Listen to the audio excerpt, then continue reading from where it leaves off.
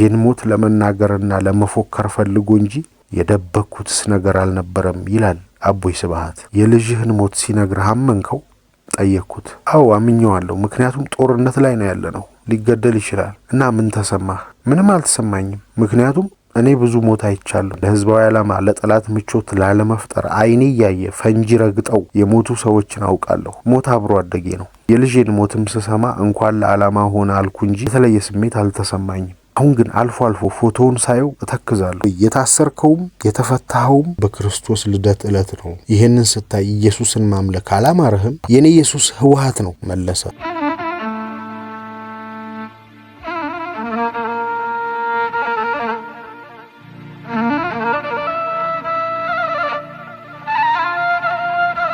ጣና ይስጥልን ሀብል ተረክቤ ያየሰው ሽመልስ የሴራ አርካብ የደም መንበር በሚለው መጽሐፉ የስብሃት ነጋ መያዝና የነስዩም መስፍን መገደል የኔ ኢየሱስ ህወሓት ነው የሚለውን እንዲህ አቅርበንላችኋል። ቻናላችን አዲስ በመሆኑ ሰብስክራይብ በማድረግ ቤተሰብ በመሆን እንድታበረታቱን ስንል በአክብሮትና በፍቅር እንጠይቃለን። መልካም ቆይታ።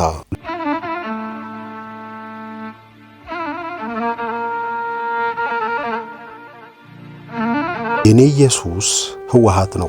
ታኅሳስ 29 2013 ዓ.ም የገና በዓል ዕለት ከ90 በላይ ክርስቲያን በሚኖርበት ትግራይ ቅዳሴ የለም። ከአድባራት ዝማሬና እግዚኦታ ይልቅ የመድፍ ጥይትና የድሮን ቦምብ በየቀየው ይሰማል። ከበዓል ድግስ ይልቅ የሰራዊት ትርምስ መንደሩን ሞልቶታል። የሚታረዱ ሰንጋዎችን ተክቶ የሰው አንገት በጭካኔ እየተቀላ ከሚበለቱ ዶሮዎች ይልቅ የሚገደሉ ልጆች ደማቸው ቦይ ሰርቶ እየፈሰሰ ሰማዩ በሚግና በድሮን ምድሩ በታንክና በመድፍ እየታረሰ ነው። ገድሎ ያልረካ መንግስት፣ አፈናቅሎ ያልጨረሰ አገዛዝም ከተባባሪው የኤርትራ የአማራና የሶማሌ ሰራዊት ጋር ሆኖ ከሁመራ እስከ ዛላምበሳ ከመቀሌ እስከ ሽረ የክልሉን ጓዳ ጎድጓዳ እያሰሰው ነው። በዚያ ሰሞን በተደረገው ውጊያ የአብይ ጦር ከወታደራዊ አዛዦች መካከል የትግራይ ሰራዊት የሎጂስቲክስ ኃላፊ የነበረውን ጀነራል ኢብራሂምን በቀድሞ ጊዜ ቤተ መንግስቱ ኮማንዶ አዛዥ የነበረው በአብይ የስልጣን ዘመንም ለጥቂት ወራት በዚሁ ኃላፊነት የሰራ ኮሎኔል የማነህ ገብረ ሚካኤልን በሳሙራ የኑስ ኢታማዦር ሹምነት ዘመን የመከላከያ ኢንዶክትሪኔሽን ዳይሬክተር የነበረውን ጀነራል ገብረ ኪዳን ገብረ ማርያም ተከዜ አካባቢ በተካሄደው ውጊያ ገድሏል። ሆኖም የገደላቸው እነማን እንደሆኑና ኃላፊነታቸው ምን እንደነበር የብልጽግናው መንግስት አላወቀም። ይህንን ዝርዝር መረጃ ወዲያውኑ በሰማም በዘገባችን ለህዝብ ማድረስን አልወደድንም። ለዚህ ሁለት ምክንያት ነበረን። አንደኛው መንግስት ይህንን ሰምቶ ከየት አመጣችሁት ግንኙነት አላችሁ ብሎ ጉሮሯችንን እንዳያንቀን ነው። ሁለተኛው ደግሞ በመንግስት ወይም በሌላ አካል ተገልጾ ይፋ ያልሆነን ዜና በሚዲያ በመናገር መርዶ አርጂ ሆነን ቤተሰብ ላለመረበሽ ነበር። ገድሎ ያረካው ደም አፍስሶ ምሱ ያልወጣለት የብልጽግናው መንግስት ከላይ የተጠቀሱትንና ሌሎች ወታደራዊ አመራሮችን ቢገልም ማንን እንደገደለ እንኳ አያውቅም ነበርና አሰሳውን ቀጥሏል። ዜና መሆን የሚችል ሟች ፍለጋ እየኳተነ ነው። ለሰበር ዜናነት የሚበቃ ግዳይ ሊጥል የትግራይን ተራሮች እየቧጠጠ ነው። እስካሁን የደም ጥሙን በሚያረካ ደረጃ አንድም የህወሓት ባለስልጣን ኢላማው ውስጥ ገብቶ አልተገደለለትም። በለስ ቀንቶት እጁ ያስገባውና የተማረከ የትግራይ ተወላጅ ጀነራልም አላገኘም። ውጊያውን በአብዛኛው አሸንፎ ዋና ከተማዋን መዕለንና ሌሎችን ቢቆጣጠርም ስራዬን ጨረስኩ ብሎ አልተቀመጠም። እናም ከገጠር ወደ ከተማ የነበረውን ማጥቃት አጠናቆ እንደገና ከከተማ ወደ ገጠር የክልሉን ፖለቲከኞችና ልሂቃን ለመግደልና ለመያዝ እያሰሰ ነው። ሚዲያ ላይ ብዙ ሜዳ ላይ ጥቂት የነበረው ህወሓት ተሸንፎ የትግራይ ልሂቃን ተሳዳጅ ከሆኑ አንድ ወር አልቆ ሁለተኛው ተጋምሱ ነበር። በትግራይ በረሃዎች ነፍሱን ለማዳን ድርጅቱን ለማትረፍ የሚራወጠው የትግራይ የፖለቲካ ኃይል ሌሊትና ቀን ተጓዥ ሆኗል። በእርግጥ ወደ በረሃ የወረዱት በተለያየ ዙር ነው። የህወሓት ጦረተኛ መሪዎችና አካል ጉዳተኛው አስመላሽ ወልደ ስላሴ ነበሩ ቀድመው ወደ ቆላማው የትግራይ በረሃ የተላኩ። ይህም የሆነው ህዳር 13 2013 ዓ.ም ነበረ። የወቅቱ የትግራይ ፓርላማ የትግል ስልታችንን ቀይረናል ብሎ መግለጫ ያወጣው ግን እነዚህ አዛውንት አመራሮች ወደ ቆላ ከሄዱ ከ5 ቀን በኋላ ህዳር 18 ነበር። እንዲያም ሆኖ ከኬሪያ ኢብራሂም መያዝ በኋላ ነገር ተገለባብጧል። አብይ አህመድና ግብረአበሮቹ የህወሓትን ዝርዝር ዕቅድ አግኝተውታል። ይዞት የወጣውን ስንቅና ትጥቅ ካጋየ በኋላ በአቅራቢያው የሚገኙ ባለስልጣናትን በቁጥጥር ስር አውሏል። ወርቅ፣ መድኃኒት፣ ብር፣ ስንቅና መሰል የሎጂስቲክስ አቅርቦትን እንዲቆጣጠሩ የተመደቡት ተክለወይኒ አሰፋና ሶሎሞን ኪዳነ የሚጠብቁት ንብረት ግማሹ የድሮን ሌላኛው የእግረኛ ሰራዊት ሲሳይ ከሆነ ኋላ እነሱም ተያዙ። ሌላኛው ባልደረባቸው ዳንኤል አሰፋ ደግሞ ሞተ። በረቅ በተባለ ቦታ በተደረገው ስብሰባ በተላለፈው ውሳኔ መሰረት አመራሩ ተበታትኖ በተለያየ አቅጣጫ እየኳተነ ነው። ቤተሰብ ያለውና በእድሜ የገፋው የአመራሩ ቡድን በተለያየ ቦታ አርፎ ራሱን እንዲያድን ተደረገ። ቀድሞ የወጡት የቀድሞ አመራሮች በሁለት ቦታ እንዲቀመጡ ተደረገ። አቦይ ስብሃት ከነቤተሰቡ፣ ዘርአይ አስገዶም ከነቤተሰቡ፣ ቴዎድሮስ ሀጎስ አንድ ልጅ አብሮት ነበር። አባዲ ዘሞ ከነቤተሰቦቹ አዴት በተባለው ቆላ ወረዱ።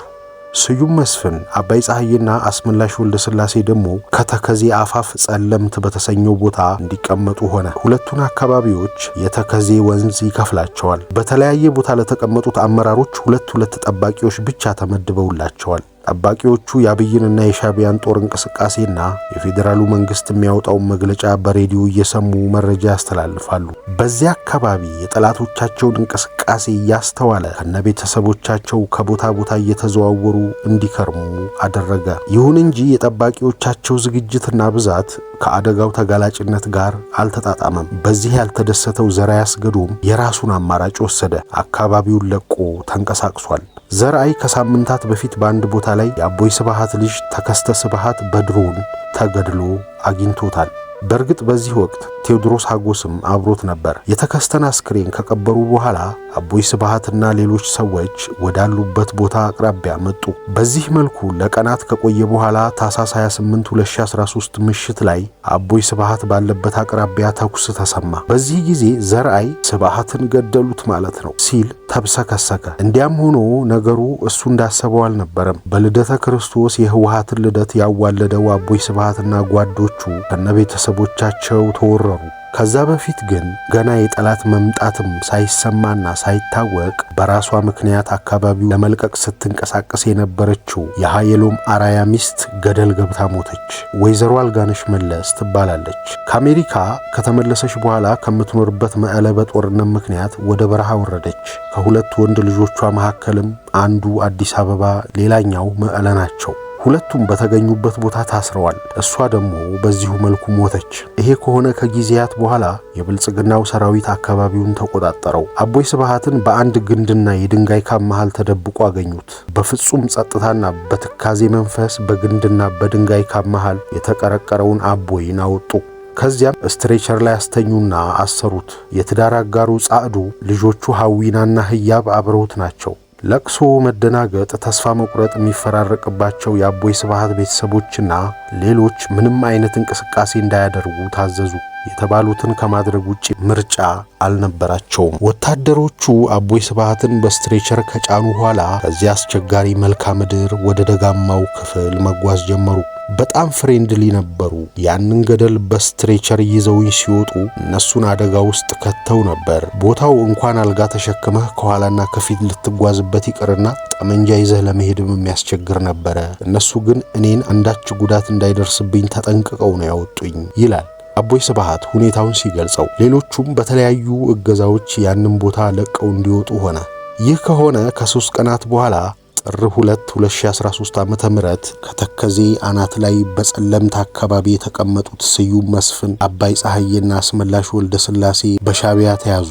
የያዛቸው የሻቢያ ጦርም ሰዎቹን ለመግደል አለቆቹን አማከረ። ጉዳዩ አብይ ጋር ደረሰ። እሱም ግድያውን ፈቀደ። አብይ በአይነ ስውሩና አንድ እጅ በሌለው አስመላሽ ወልደ ስላሴ ላይ ሳይቀር ለምን ያንን እርምጃ እንዲወሰድ አዘዘ። ስዩምንም ቢያስረው አይሻልም ነበር ወይ ስል ለአንድ የብልጽግና ከፍተኛ ባለስልጣን በአንድ ቦታ ላይ ጠየቅኩት።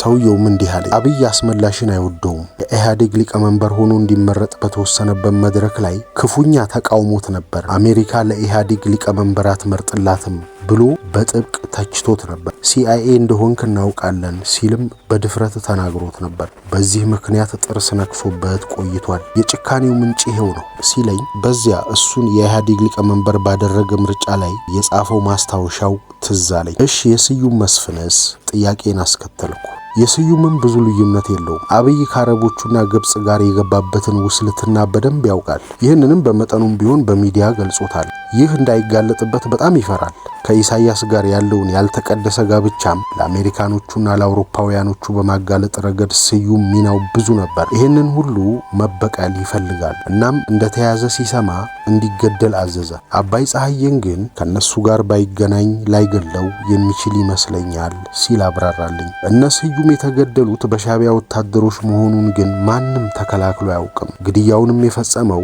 የኤርትራ ጦር አዛዥ በትግራይ ሰራዊት ተገሎ ሬዲዮ ተማርኳል። በምርኮ በተያዘው ሬዲዮ ላይም ትዕዛዙን ፈጽሜያለሁ ሲል ያስተላለፈው መልእክት ሳይሰረዝ ባለበት ተገኝቷል። ሻዕቢያ በዚህ መልኩ እነ ስዩምን ረሽኗል። የብልጽግና ሰራዊት የደረሰው ግን ለፎቶ መነሳት ነበር። ከአስክሬን ጋር ፎቶ ለመነሳት የሚጋፋን ሰራዊት የኢትዮጵያ ወታደር ብዬ ለመጥራት ድፍረት የለኝም። ሙትን በሚያከብር ለሚያልፍ አስክሬን ከበቅሎና ከፈረሱ ላይ ወርዶ ክብር የሚሰጥ የማያውቀውን ሬሳ ገንዞና አልቅሶ የሚቀብር ህዝብ ያሳደገኝ ሰው የሙታንን ገላ ገላልጦ ፎቶ የሚያነሳን ወታደር የኢትዮጵያ ብዬ ብጠራው ይህንን ደግ ህዝብ መስደብ ይሆንብኛል። ነውም የሚመጥነውም ስም የብልጽግና ሰራዊት ወይም የአብይ ጦር የሚለው ነው። ምክንያቱም ይህንን ጦር ያሰማራው ሞት የሌለበት ሀገር የለም፣ ሞት አታዳንቁ እያለ የሰውን ልጅ መርገፍ ለሞቱት ሰዎች ዛፍ እንትከልላቸው እያለ የንጹሐንን መቀጠፍ የሚያቃል ጠቅላይ ሚኒስተር ነው።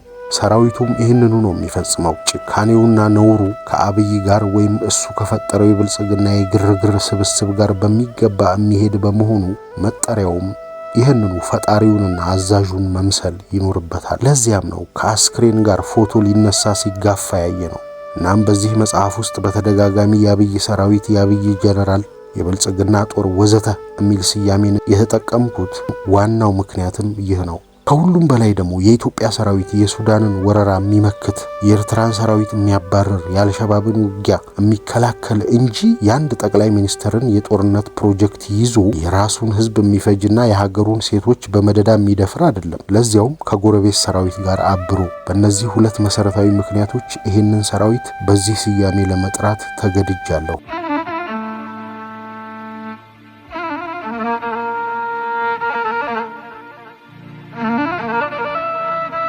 አንድ ወር ከ15 ቀናት አልፎ በዚያ ቆላማ ቦታ የከረሙት እነዚህ አዛውንት የህወሓት የቀድሞ መሪዎች ምግብና መጠጥ ያቀርብላቸው የነበረው የአካባቢው አርሶ አደር ነበር። በወጣትነታቸውና በትግል ዘመናቸው የተመላለሱበትን ይህንን አካባቢ ከ30 ዓመታት በኋላ ለመደበቂያነት መርጠውት ከመሄዳቸው በፊት በስልጣን ዘመናቸው ዝር ብለውበት አያውቁም። ዛሬም ይህ አርሶ አደር የመዳናቸውና የድላቸው ምክንያት ይሆን ዘንድ ወደ እርሱ ቀዬ ሄዱ። የረሳነው ግን ያረሳን አርሶ አደር ተቀበለን። ከሁሉም በላይ አሳዛኙና የሚያስቆጨው ነገር ይህንን አርሶ አደር አንድም ጊዜ ሳንጎበኘው በችግር ጊዜ ተመልሰን መሄዳችን ነበር። ይህ ያሳፍረንና ያሳዝነን ነበር የሚለው ስብሃት ከጦርነቱ በላይ ድሃ ያስቆጨኝ ነበር። ያረሳን አርሶ አደር የሞቱና የሌሉ ታጋዮችን ጭምር እያነሳ እገሌ ደህና ነው ወይ እገሊትስ እያለ ይጠይቀናል። ድብልቅልቅ ያለ ስሜት ነበር ይላል ስብሃት። ይህ አርሶ አደር አብይ አህመድ ያቀረበለትን የ10 ሚሊዮን ብር ወሮታ ትቶ እነዚህ የረሱትን እርሱ ግን ያረሳቸውን አመራሮች በእድሜያቸው መቋጫ ተቀብሎ 45 ቀናት አስተናገዳቸው። በ2013 የገና ዕለት ግን የደበቃቸው ሰዎች በጠላት እጅ ወደቁ፣ ተወሰዱ። አቦይ ስብሃት ግን ከአብይ አህመድ ወታደሮች ጋር የጠላትነት ስሜት አልነበረንም ይላል። እኛም እንደ ጠላት አላየናቸውም፣ ሲመጡም አልደነገጥንም፣ እነሱም በጥላቻ አይን አልያዙንም፣ በሚያስደንቅ ሁኔታ ቅንና ተባባሪ ነበሩ ይላል። በእነሱ እጅ ከመያዛችሁ በፊት ራሳችሁን ለማጥፋት የያዛችሁት እቅድ አልነበረም? ልክ እንደ ዘርአይና ዳንኤል የሚለውን ጥያቄ ደግሞ እንዲህ ሲል ይመልሳል። ወደ በረሃ የሄድነው ለመሰወር እንጂ ለመዋጋት አይደለም፣ ለመትረፍ ነፍስን ለማዳን ነው የሄድነው። እኔ ራሴን ለማጥፋት አላቀድኩም። በፍጹም እንዲህ ያለውን ነገር ላደርገው እንደማልችል አውቅ ነበር። ለዚህ ሁለት ምክንያት ነበረኝ። አንደኛው ዘ ስትራግል ኢዝ ኖት ኦቨር፣ ትግሉ አላበቃም ብዬ ማመኔ ነው። አንድ ሰዓትም ተጨማሪ መቆየት እድል ካገኘው ለትግሉ አስተዋጽኦ አደርጋለሁ ብዬ አምናለሁ። ሁለተኛው ደግሞ ራሴን ገድዬ ወዳጄን በማሳዘን ጠላትንም አላስደስትም። ራስን ማጥፋት ሽሽት ነው። ሸሽቼ ወዳጆቼን አሳዝኜ ጠላቶቼን አላስፈነድቃቸውም። የመጀመሪያ ወዳጄ ልጆቼ ናቸው አጠገብ ያሉ። ሌላው ደግሞ ማሱ ወይም ህዝቡ ዋናው ወዳጄ ነው። ራሴን በመግደል እነዚህን ማሳዘን ተገቢ ነው ብዬ አላምንም። ለጠባቂዎቼም የነገርኳቸው ይሄንኑ ነበር። እንደ ልጆቼ ነው የማያችሁ፣ በደንብ ጠብቁኝ፣ ይህ ትግል አላበቃም ብያቸዋለሁ። አላስፈላጊ ሞት እንዳልሞት ፍላጎቴ ነበር ሲል ነበር የመለሰው። ሆኖም ጠባቂዎቹ ትተውት ከሄዱ በኋላ አንድም ጠመንጃ የያዘ ሰው የሌለበትን ቀጠና የተቆጣጠረው የአብይ አህመድ ሰራዊት አቦይን ከነቤተሰቡና ጓዶቹ ያዘውና ወደ ጅራ ወጣ።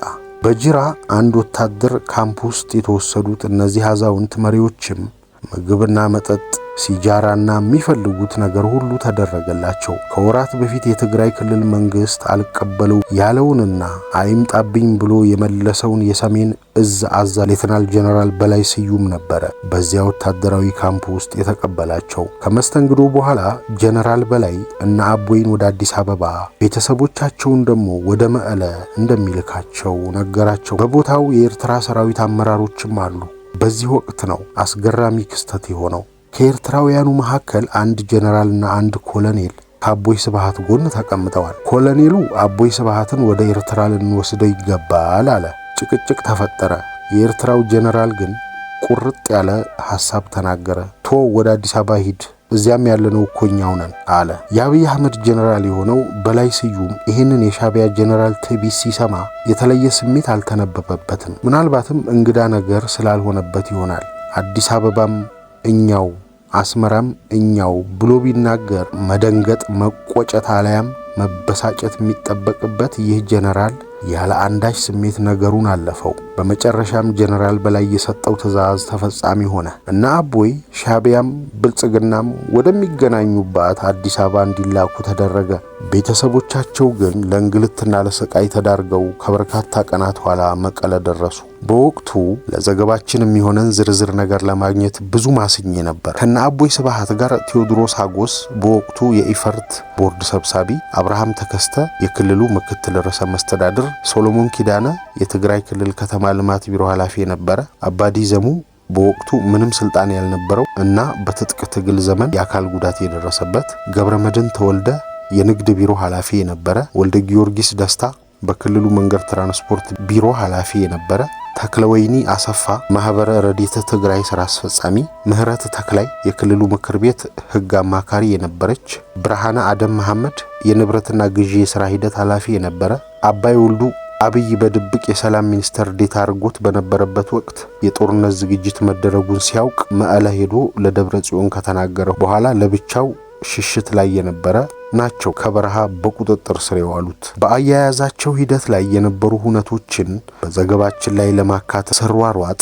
የተለዩ ጉዳዮችን አገኘሁ። ምክትሉ አብርሃም ተከስተ ሲያዝ ደብረ ጽዮን በ200 ሜትር ርቀት ላይ ሆኖ ማምለጡን፣ ጀነራሎቹም 500 ሜትር በማይሞላ ርቀት ላይ እንደነበሩ ወዘተ ደረስኩበት። ይህን ዘገባ መስራት እኛን ከድርጅቱ ሰዎች ጋር ቅርብ ግንኙነት ያለን አስመስሎ ለሌላ እስር በር የሚከፍት በመሆኑ ዘለልኩት። ይህንን መረጃ ላጋራኝ አንድ የትግራይ ሰራዊት አዛዥ ጥያቄ ጠየቅኩት። ታዲያ በዛች ርቀት ላይ ሆነው እንዴት ሊያመልጡ ቻሉ? እሱም መለሰ፣ ብልጽግና ያልተገባ እርካታ ላይ ደርሶ ነበር አለ። ሲያብራራውም ብልጽግና ልክ እና አብርሃም ተከስተን ሲያገኝ እርካታ ተሰማው። በቃ ሌሎች ሰዎች ያሉም አልመሰለው። በልጅነታችን አንድ ሳንቲም ወድቃ ስናገኝ ሌላ ገንዘብ ሊገኝ ይችላል ብለን በአካባቢው ተጨማሪ ፍለጋ እናደርግ ነበር። ብልጽግና ይችን የልጆች ጥበብ እንኳን ነው ያጣው። ተጨማሪ ፍለጋ ለማድረግ መባዘን ሳያስፈልገው እነሱን ይዞ ሄደ። ከዚያም መላ ትግራይም በደስታና ተኩስ ናጣት። መቀሌ የነበረው የመንግስት ጦር በደስታ ሲተኩስ አምሽቷል። ጎንደርም ሲሸልል ነበር አሉ አለኝ። በእርግጥ ማድረግ የሚችሉትን በሙሉ አድርገው አቅም አንሷቸው እንጂ ሁሉንም ነገር እኮ ፈጽመዋል። የሚችሉትን ያህል ጥረው በሁሉም አቅጣጫ ዘምተው አቅማቸው በላይ በሆነ መንገድ እኛም አመለጥን እንጂ ከነሱስ የቀረ የለም የሚል አስተያየት ያለው ሰውም አነጋግሬ ነበር። ከዚህ በኋላ አንድም የህወሓት አመራርና ወታደር መሪ ሊያዝም ሆነ ሊገደል አልቻለም። እዚህም የተለያዩ ምክንያቶች ይቀርባሉ። ዋናው ግን የህዝቡ ትብብርና አመራሮቹም የበለጠ ጥንቃቄ ማድረጋቸው ነው። እና አቦይ ከጅራ ተነስተው በሽሪያ በአክሱም አድርገው ነው አዲስ አበባ የሄዱት። ጉዟቸው ደግሞ በሄሊኮፕተርና በመኪና ነበር። ይህንንም የመንግስት መገናኛ ብዙሃን በቀጥታ አሰራጭተውታል። ስብሃትን በግራና ቀኝ ይዘውት የታዩት ባለቀይ ቦኔት ወታደሮች ከዚያ በኋላ በነበረው ጦርነት በአፋር ክልል ተገለዋል። አቦይ ይሄንን ስነግረው ጥሩ ልጆች ነበሩ፣ መሞታቸውን ካንተ መስማቴ ነው። ተይዘን ኤርፖርት ስንደርስ ተደብቀው ሲጃራ ሰጡኝ። አብረን አጨስን። ከዚያም ወደ ፌዴራል ወንጀል ምርመራ ቢሮ ለእስር ስወሰድ ፓኩ ሙሉ ሲጃራ ደብቀው ኪሴ ውስጥ አስገብተውልኝ ነበር። በጣም ኮኦፕሬቲቭ ተባባሪ ነበሩ ብሏል። እነዚህ ሰዎች በተያዙ ጊዜ ባጫ ደበሌ ነበረ መግለጫ የሰጠው። በወቅቱ ስብሃት ነጋ የሚባለው ሰውዬ እነሱ አቦይ ይሉታል፣ እኔ እንዲህ ያለ አባት ሊኖረኝ ስለማልፈልግ አቦይ አልለውም፣ ይህንን ሰው በመጨረሻ ምን የምትለው ነገር አለህ ስንለው ሕገ መንግሥቱ 90% ጥሩ ነው ተጠቀሙበት አለ። አቦይ ይሄንን ማለቱን አልካደም ብያለሁ። ይሄንን የተናገርኩት ለኢሳያስ ብዬ ነው። ኢሳያስ ኢትዮጵያን ለማፍረስ ሲል በትግራይ ፖለቲካዊ እጥበት እንዲፈጸም ተናግሯል። የኢትዮጵያን ሕገ መንግሥትና ተቃዋሚዎች መጥፋት አለባቸው ብሎ ህዳር 2012 መግለጫ ሰጥቷል። ሕገ መንግሥቱን ተጠቀሙበት ማለቱ ከዚህ የመነጨ ነው ይላል። ባጫ ደበሌ ለመጀመሪያም ለመጨረሻም ጊዜ የተናገራት ብቸኛዋ እውነት ይቺ ሳትሆን አትቀርም። አቦ የተናገረው ብሎ በወቅቱ የተናገረው ሁለት ውሸት ነበር። አሁን የመጣችሁት ለቀብራችን ነው፣ ከሞትን ቆይተናል አለ። ኢህአዴግ ሲጠፋ ነው የሞት ነው ወዘተ ሲል የተናገረው ውሸት ነው። አቦይ ስብሃት ሁለት ልጆቹና ሚስቱ ወደ መቀለ ቢሄዱም የመጀመሪያ ልጁ ተከስተ ግን በድሮን ከተገደሉበት ሰዎች አንዱ ሆኗል። በትግራይ ጦርነት በርካታ ንጹሃንን የገደለው ድሮን አንድም የህወሓት ፖለቲካዊ መሪን አልገደለም። ጡረተኛው ሴኩሪቲ ጌታቸውም ለትግራይ ህዝብ የተለየ ፍቅር የነበረው ሰው እንጂ ትግራዋይና የህወሓት አባል አይደለም። እሱንና የድምፀ ወያኔ ቴሌቪዥን ስራ አስኪያጅ የነበረውን አበባ አስገዶምን ድሮን ገሏል። በተረፈ ድሮን የገደለው ንጹሃንን እንጂ የህወሓትን አመራሮች አልነበረም። ከነዚህ ውስጥ ተከስተ ስብሃት አንዱ ነው። ተከስተ ስብሃት በብልጽግናው አገዛዝ የእስር ትዕዛዝ ከወጣባቸው ሰዎች ውስጥ አልነበረም። ልክ እንደ ወንድሙ ሐቂና እህቱ ህያብ የመትረፍ ዕድል ሊኖረው የሚገባ አለያም በህግ ፊት ሊጠየቅ የሚገባው ቢሆን የጭካኔ መምህሩ ብልጽግና ግን በድሮን ገደለው። አስገራሚ ግጥምጥሞሽ እዚህ ላይ አለ። ተከስተ የተወለደው በ17 ዓመታቱ የህወሓት የትጥቅ ትግል ዘመን ነበር። በተወለደበት ዕለት እናቱ የተሰፋና የቆሰለ ሆዷን አስራ ሕፃን ልጇን ይዛ በተቀመጠችበት የደርግ ጦር ጀት በአናታቸው ላይ መጣች። በዚህ ጊዜ እናቱ ሆዷን ይዛ እንደሮጠች በሐዘን ታጅባ ታነሳዋለች። በተወለደ ዕለት የሳተው የአየር ድብደባ ከ30 ዓመታት በኋላ ለሞቱ ምክንያት ሆነ። የሆነው ሆኖ አቦይ ስብሃት የበኩር ልጁን በዚህ መልኩ መሞቱን አንድ ወር ለሚጠጋ ጊዜ አልሰማም ነበር። በፌዴራል ፖሊስ እስር ቤት ውስጥ እያለ በአንድ መርማሪ ነው በድንገት የተነገረው። ጌትነት የተባለ ፖሊስ ነው የነገረኝ። ለምርመራ ጠራኝ። ብዙ ጥያቄ ጠየቀኝ። የደበኩት ነገር አልነበረም። ማምንበትን ነገር በሙሉ ነግሬዋለሁ። ግን በመሃል ብትናገር ይሻልሃል። እኛ እኮ ልጅህን ገለን ኮምፒውተሩን ይዘነዋል፣ ዝርዝሩን እዚያ አግኝተናል አለ። የልጄን ሞት ለመናገርና ለመፎከር ፈልጎ እንጂ የደበኩትስ ነገር አልነበረም ይላል አቦይ ስብሃት። እንደ ማንኛውም ወላጅ እንደ ማንኛውም አባት አቦይ የልጁን ሞት በዚህ ሁኔታ መስማቱ ኢሰብአዊ ነው የሚል ድንጋጤ የሚፈጥርበት ሰው ቢኖር ልክ ይሆናል። ግን ገዢው ብልጽግና ነውና አድርጎታል። መርዶ ለመንገር መርዶ ሰሚው ምግብ መብላቱን አረጋግጦ የሚናገር ባህል ባለበት ሀገር ላይ መሪ የሆነው ብልጽግና የልጅን ሞት ላሰረው አባት ሲያስረዳ በእጁ ካቴና አጥልቆ ነው። አቦይም ልጅህን ገለነዋል ሲባል ከሰፈረ ማዶ የሚሰማ ኡኡታ ከጣራ በላይ የሆነ ለቅሶ ሊያሰማ የጉሮሮ አቅም ቢፈቅድለት ልክ እየየ ብሎ ሊያነባ እንደሚችል መገመትም ትክክል ነው። አቦይ ግን እንደዛ አላደረገም። የልጅህን ሞት ሲነግርህ አመንከው? ጠየቅኩት። አዎ አምኜዋለሁ፣ ምክንያቱም ጦርነት ላይ ነው ያለነው፣ ሊገደል ይችላል። እና ምን ተሰማህ? ምንም አልተሰማኝም፣ ምክንያቱም እኔ ብዙ ሞት አይቻለሁ። እኛን ለማሻገር ድርጅትና አመራር ለማዳን ለህዝባዊ ዓላማ ለጠላት ምቾት ላለመፍጠር አይኔ ያየ ፈንጂ ረግጠው የሞቱ ሰዎችን አውቃለሁ። ሞት አብሮ አደጌ ነው። የልጄን ሞትም ስሰማ እንኳን ለዓላማ ሆነ አልኩ እንጂ የተለየ ስሜት አልተሰማኝም። አሁን ግን አልፎ አልፎ ፎቶውን ሳየው እተክዛለሁ ሲል መለሰ። የመልከ መልካሙ ተከስተ ስብሃት ነጋ ፎቶ ሳሎን ውስጥ በትላልቅ ፍሬም ተሰቅሏል።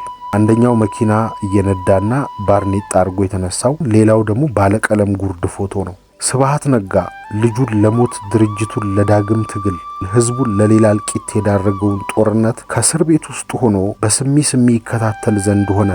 በእስር ቤት የነበረው ቆይታ በትክክል 1 ዓመት ነው። የገና ዕለት 2013 ተይዞ የገና ዕለት 2014 ክሱ ተቋርጦ ከሌሎች 5 ጓዶቹ ጋር ተለቀቀ። ይህንን ሳስተውል አቦይ የታሰርከውም የተፈታኸውም በክርስቶስ ልደት ዕለት ነው። ይህንን ስታይ ኢየሱስን ማምለክ አላማረህም ስል በፈገግታ ጥያቄ ያነሳሁለት እና በአጋዚ ኦፕሬሽን አልተፈታሁ ሲል በሳቅ መለሰልኝ። ከት ብዬ ሳቅኩና ጥያቄ አስከተልኩ። የምርህን ነው ኢየሱስ ነው ያስፈታኝ ብለህ ታምናለህ? ያስፈታኝ ኢየሱስ ነው የምለው በገና ዕለት በመፈታቴ ከሆነ የታሰርኩትም የገና ዕለት ስለሆነ ያሳሰረኝም ኢየሱስ ነው ልል ነዋ መለሰ። እሺ አስፈችህ ላይ እናውራ። የኔ ኢየሱስ ህወሓት ነው መለሰ።